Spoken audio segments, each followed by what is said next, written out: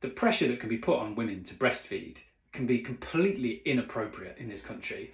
One of our really early experiences with a medical professional with our first child shocked me.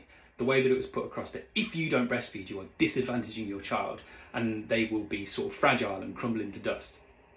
And there were two major problems for me in that. One, what are you putting this kind of pressure on? What do you think that's going to do? And second, that is a misuse actually of what the evidence base suggests. It's not my interpretation of what the evidence shows. Let's talk about both of those things. Let's start with the evidence base. Actually, there's lots of evidence to suggest that there can be some advantages to breastfeeding as compared to bottle feeding.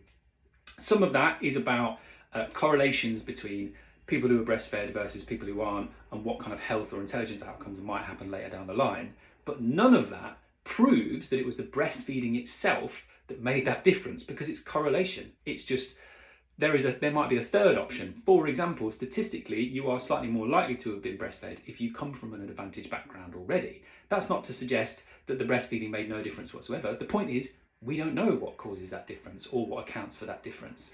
And to say that something has advantages is not the same as not doing something has disadvantages. Also, we don't know whether it's it's got to be directly from breast to baby that makes the difference, or whether it was the milk. So, does breast milk do better than formula? Or is it about the fact that if I'm breastfeeding, I'm looking at them and there's skin to skin contact? Is it the skin to skin contact that makes a difference?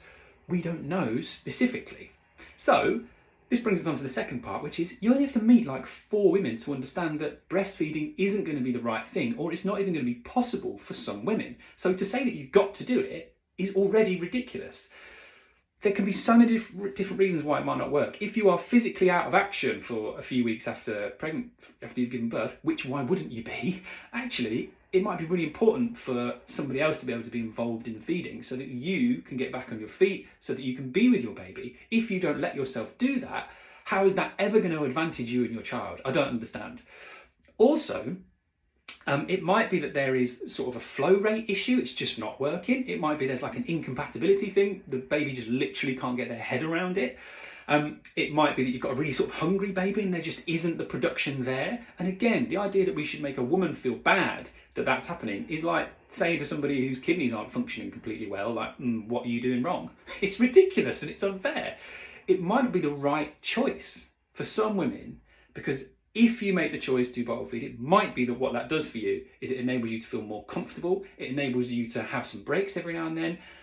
Where's our research into what the benefits of that can be? And more importantly, where is your compassion?